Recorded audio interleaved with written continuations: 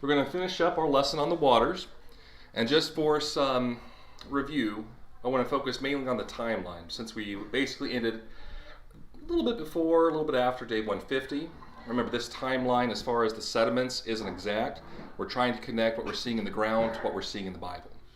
And while there is good overlap, we can't be very precise with this. We can just be close. But day 40, we have the rain stopping. So day 40 of the flood, the rain, 40 days and 40 nights is done, and the ark is lifted up. We then have the ark touching down on the mountains of Ararat on day 150, and then a dove being released returning with an olive branch on day 278. So I want you to remember those numbers if you can. And before we go further, I found a video in the last few days that I wanted to show everybody. Hopefully it will play. But these are some of the waves that you may see in a bad storm today. Now, during the flood, there would likely been waves like this, but also waves much, much worse. There is very little sound, but the sound's not important on this. So hopefully, let's try this. There we go.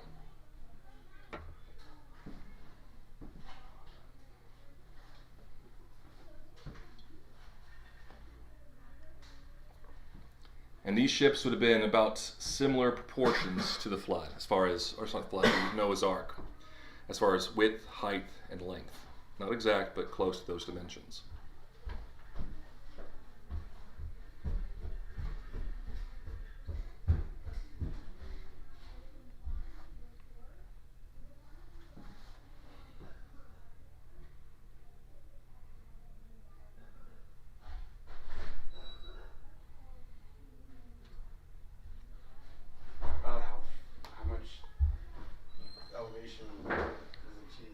I don't know exactly how much elevation, at least 100 feet or more, but there would have been some dramatic shifting of the people and the animals on board.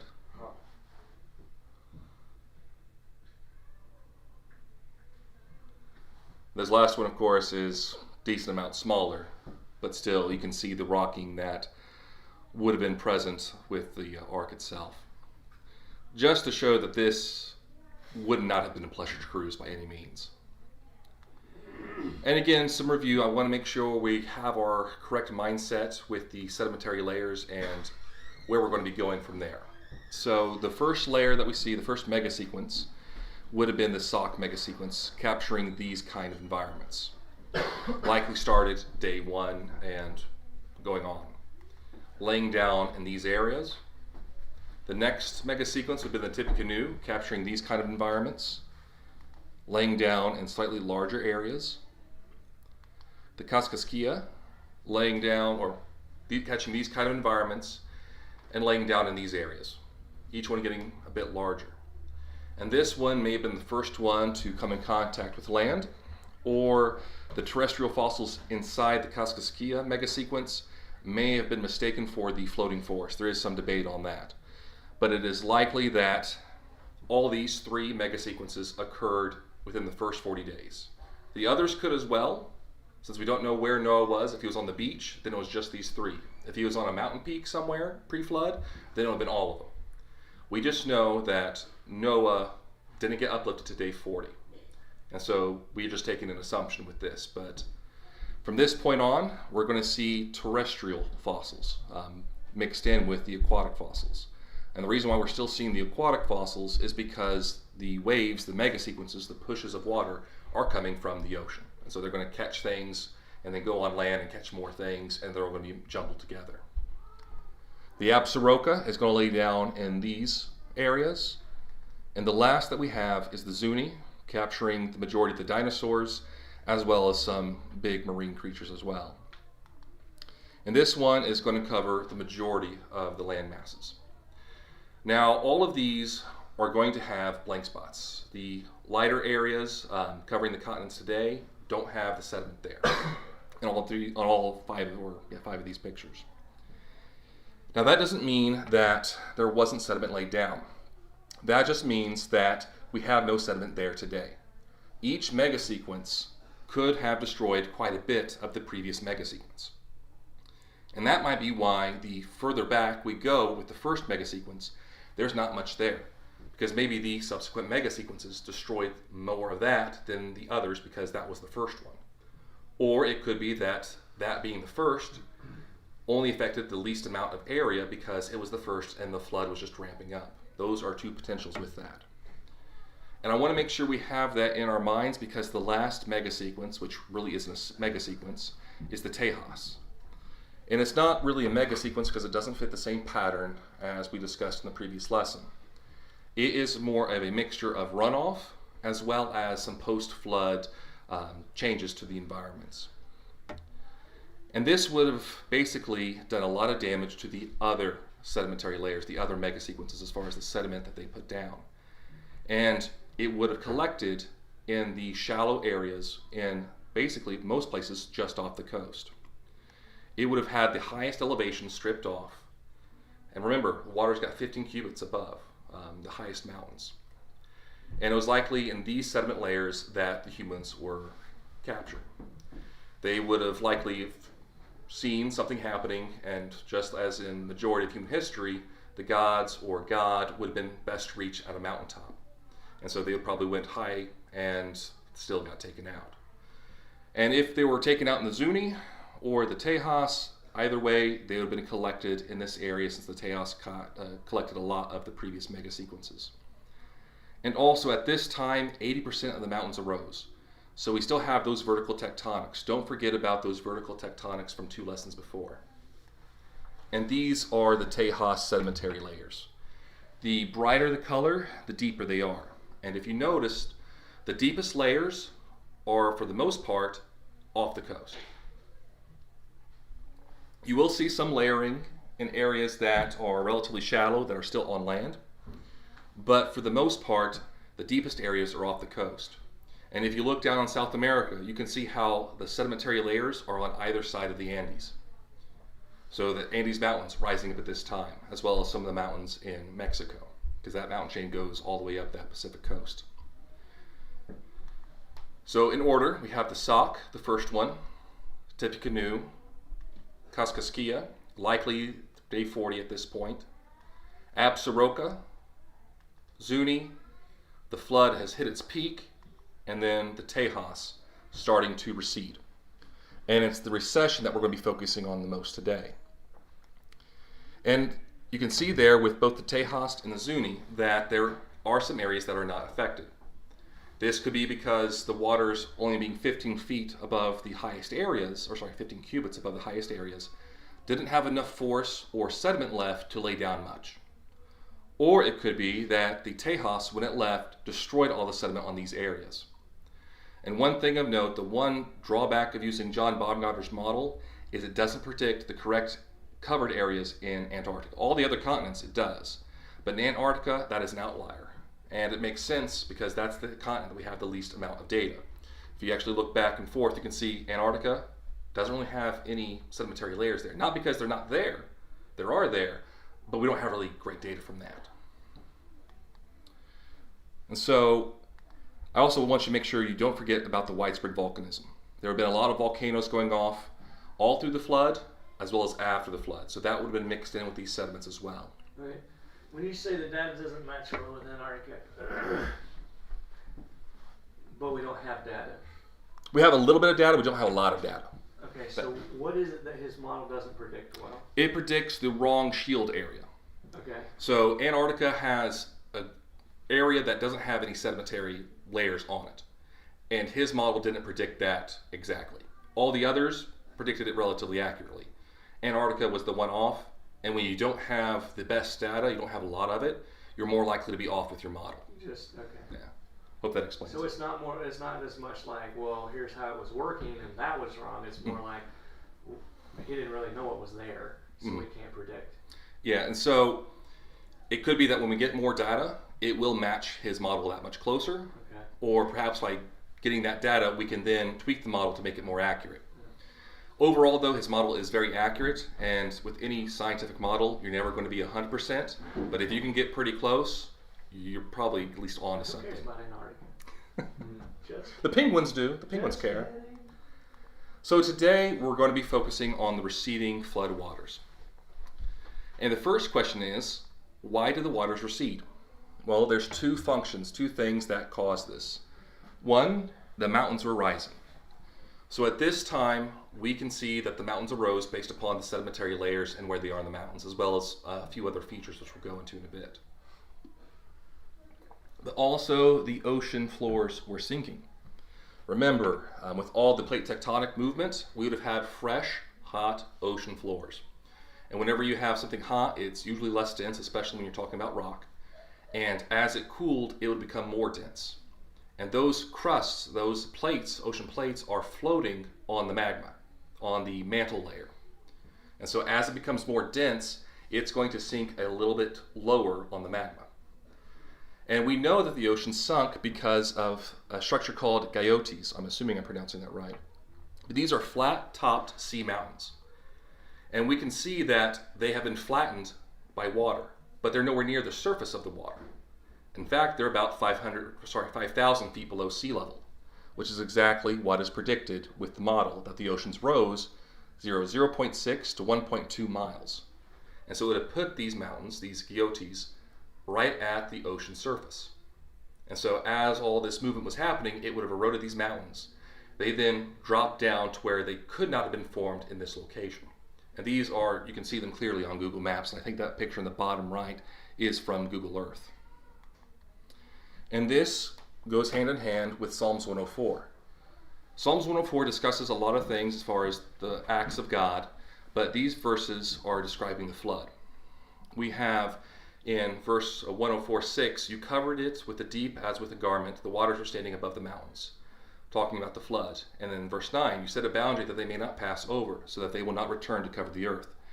2 verses talking about the waters of the flood, and yet in between them, we have a description of the mountains rising and the valleys sinking down to the place where you established for them. So it seems to be that the psalmist is describing the mountains rising and the valleys sinking at the same time as the flood occurring, which is exactly what we get whenever we start to look at the sedimentary layers with the Genesis flood in mind.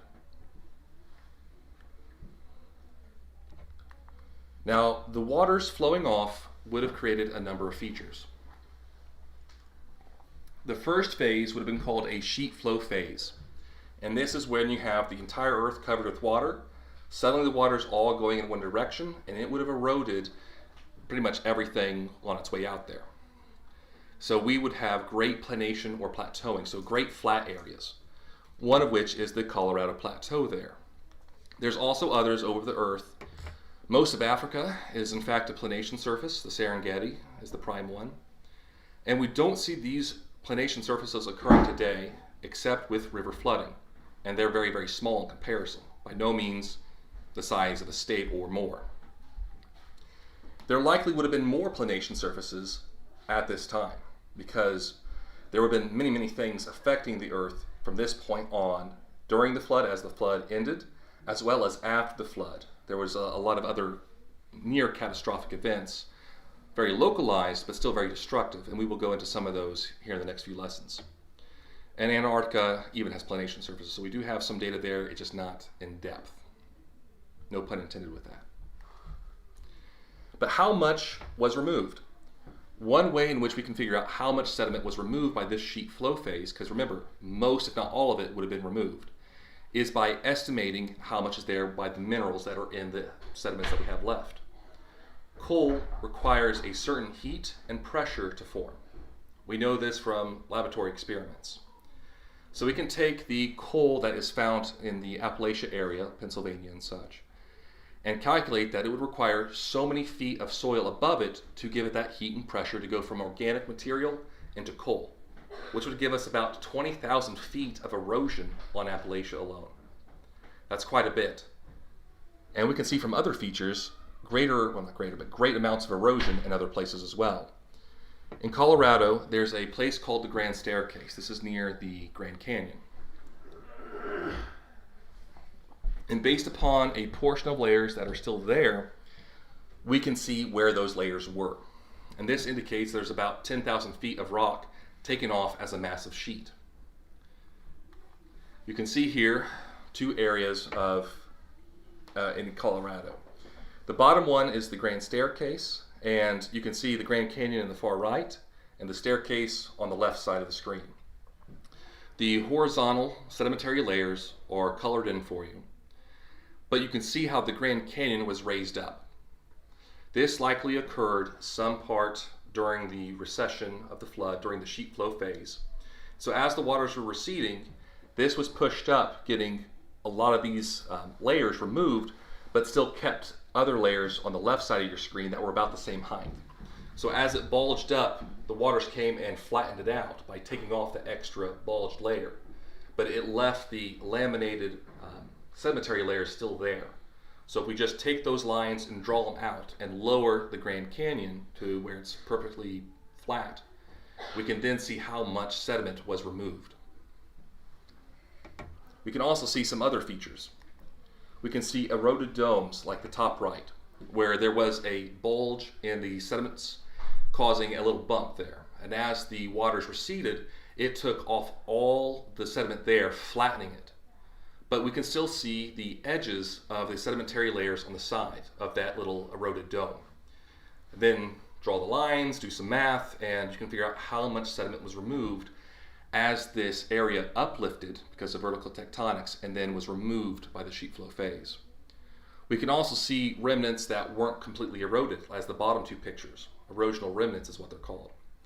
So in the bottom left, those pillars would have been connected as sedimentary layers. You don't get sediment laid down in a 3-foot circle pile high like that. So all that would have been filled in. You can then do a lot of math, a lot of geometry and such, and figure out how much sediment was removed. In the bottom right, you can see the canyon there. That obviously had sediment removed. But if you look in the background, you can see further plateauing mountains. So mountains, plateaus that had their tops worn down, planated. And all that sediment there from that mountain to where the picture is taken would have been filled in. So you basically take the canyon, enlarge it, you can still see the edges. So pretend those are the edges of the canyon, and you would have to fill all that in with sediment as well.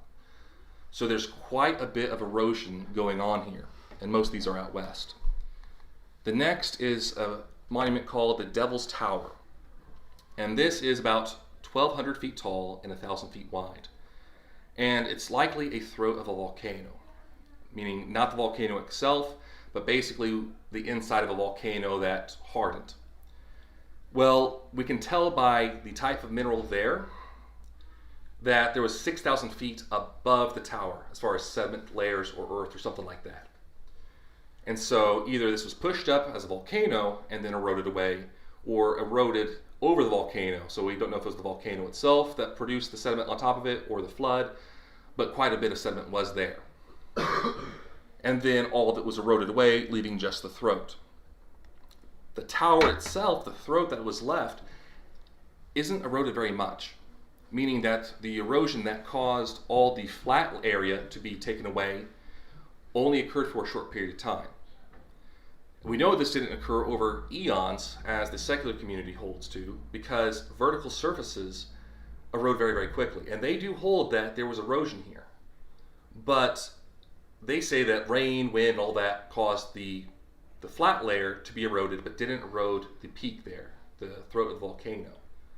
Yet that doesn't work very well, because the vertical surfaces would have been eroded first by rain and wind and such like that, but not by the sheet flow phase, which would have been just catastrophic, but for a short period of time, relatively speaking.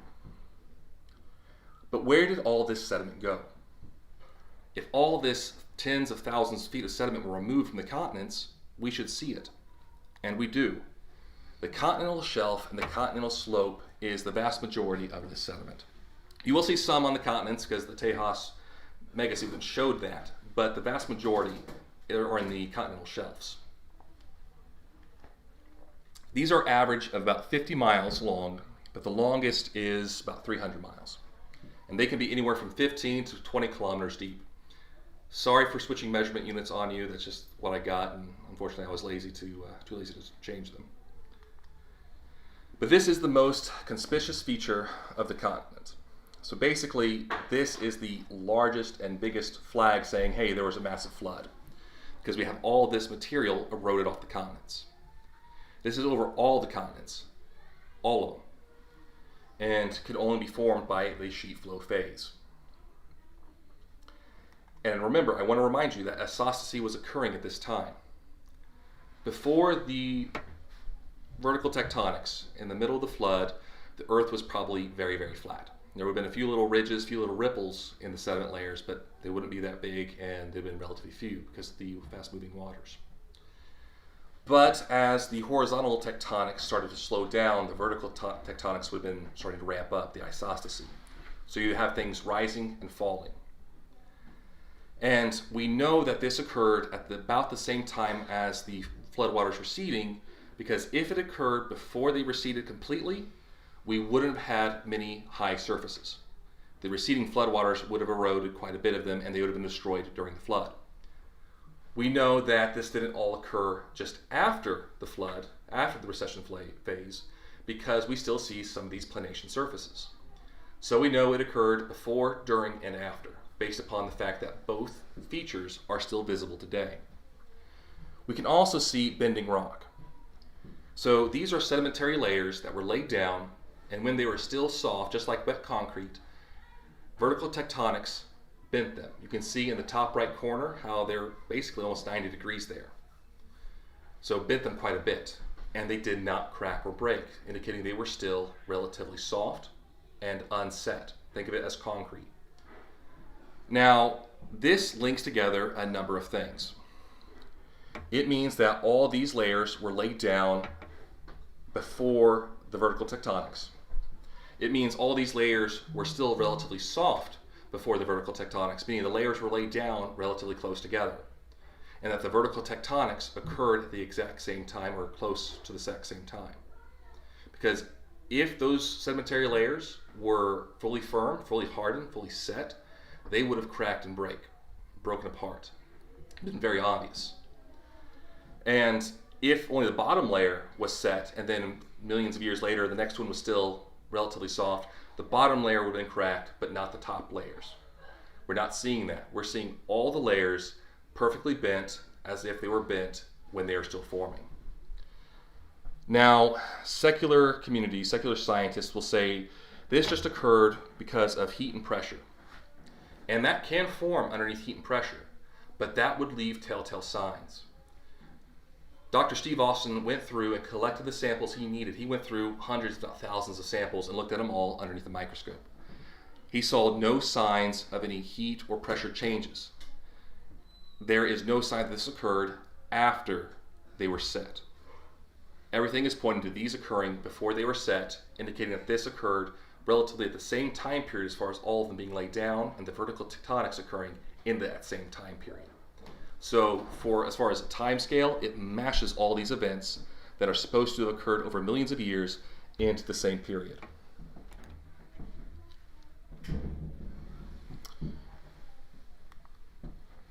Another thing we see are called wind and water gaps. These are perpendicular cuts through mountain ranges. And these are not unique. They are found all over the world. There are 1,700s in Appalachia alone, and some in the Himalayas are 2 to 4 miles deep. And these are not being formed today. Somehow, the river didn't go around these mountains, but cut through it. Very similar to how you can use water to cut through stone today. But the rivers we see aren't doing this. They will cut, but they'll also deposit, and there's not really a massive amount of difference. And even then, it wouldn't explain the wind gaps. For the secular explanation to work, they say that the river ran and cut away a certain amount of the sediment at a time. But at the same time, the mountains uplifted at the same rate as the river cutting through the mountains. Those are two separate mechanisms. They're not related.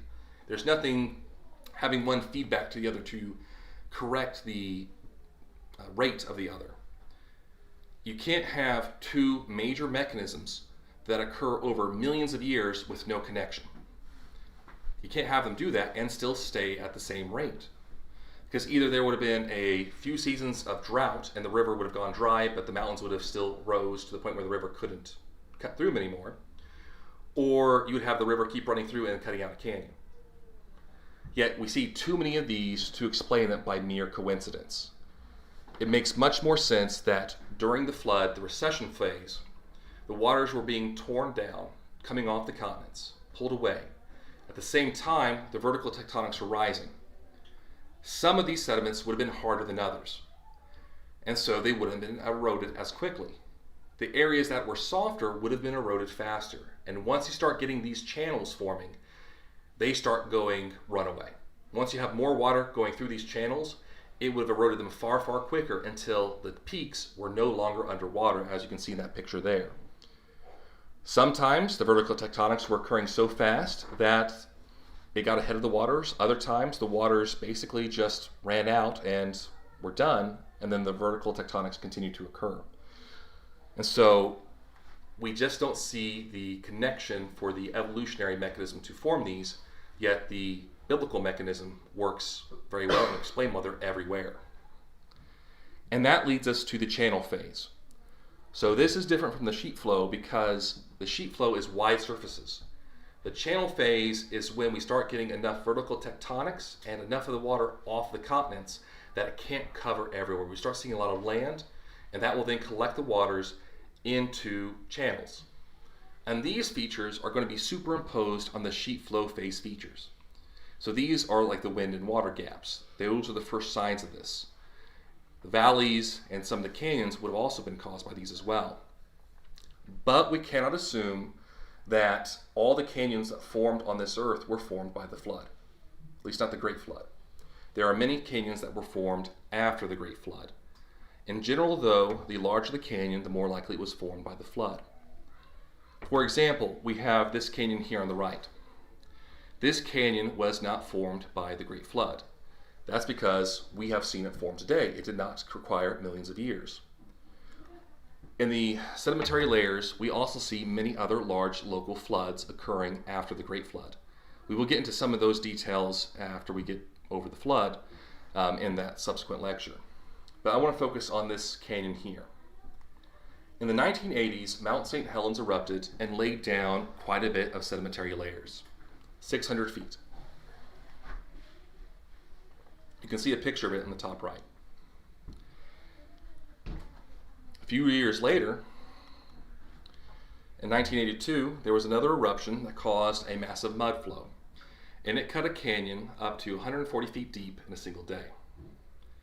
It's called the Little Grand Canyon of the Toutle River, and is a 1/40th scale model of the Grand Canyon. So we have layers forming very quickly, as well as the canyon forming very quickly. And while these mechanisms would have been slightly different from the flood mechanisms, they still show that such features could have been formed very, very quickly. They do not require millions of years. It also shows that the flood itself would not have caused all the canyons or all the layers that we see, since other things can form them. Now this canyon and these layers are covering very small areas. That is one way in which we can tell if something was from the flood or from a more local event by the sheer size of it. But there would have been a lot of canyons formed.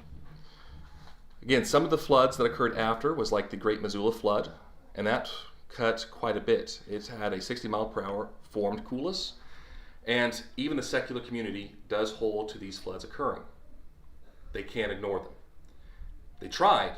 They didn't like it because they described it as too biblical of an event. But this shows that even the secular community has to hold to great floods.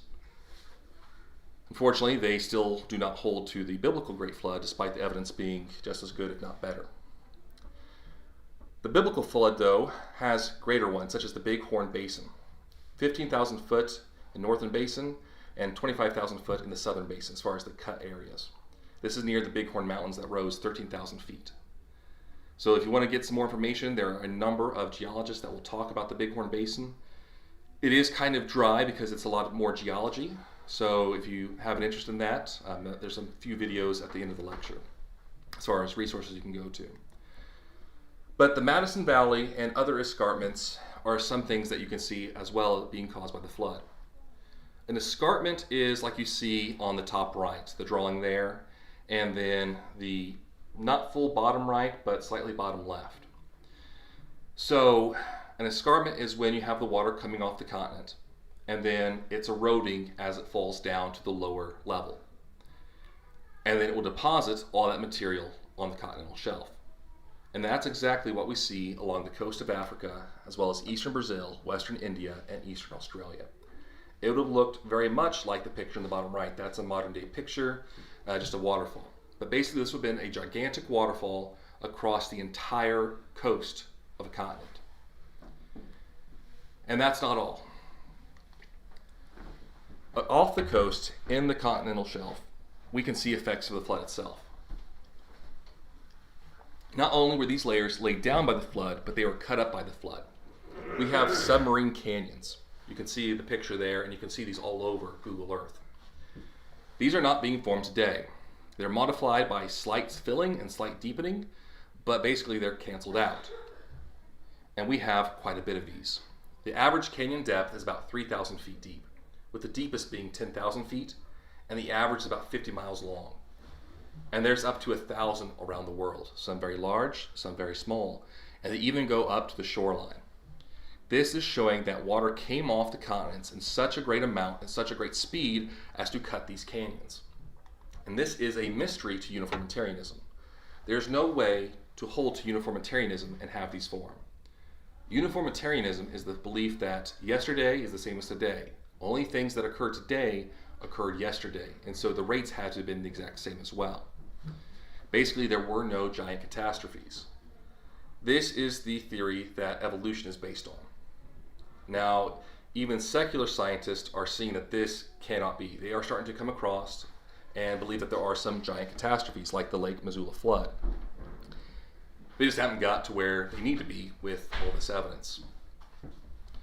So once the sheet formed by the sheet flow phase, the shelf formed, by the sheet flow phase, the valleys focused the channelization and eroded these giant canyons. So these were formed late in the flood and probably were formed a little bit afterwards as well as the water continued to run off. A lot of the river valleys that we see were formed by the flood as well as a number of other features. Again, I can't encourage you enough to go look at some of these videos, some of these scientists that I have at the end on the resource page, because they will go through and walk you through these scenic, beautiful areas and show you how they were formed by the flood. When I went through some of these videos, it really opened my eyes to how a lot of the things that were formed around us were formed by this great flood. It becomes so obvious once you can see it. Now, again, the flood painted with broad brush strokes. It formed giant planation surfaces, it formed giant mountains, and it formed giant canyons. But there was a lot of other things occurring afterwards that filled in a lot of the detail that we have today. So not everything that we see today was formed by the flood, but the biggest and most beautiful things definitely were.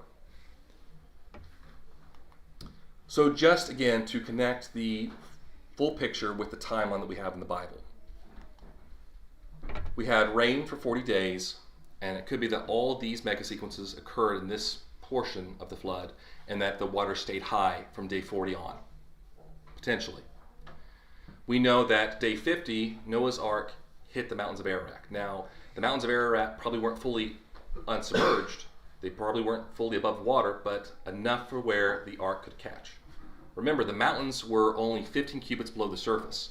Noah's Ark was 30 cubits tall, so it could have caught them. So we are assuming that this is just after the peak of the flood.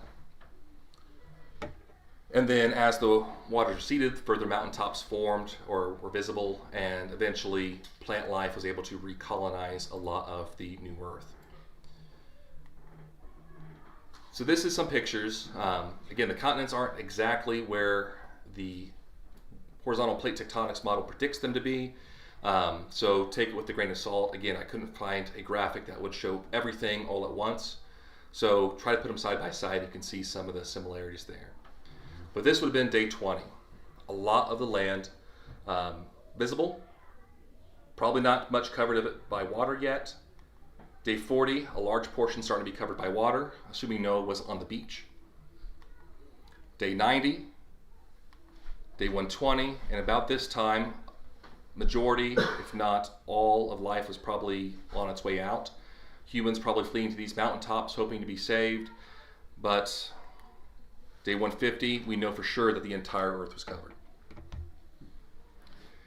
Now, it could have been covered for quite some time before this. Again, I cannot stress that there are some assumptions in this.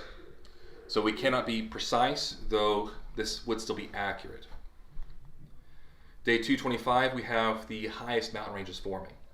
The Rockies, North South America, as well as some of the mountain ranges over in Eurasia.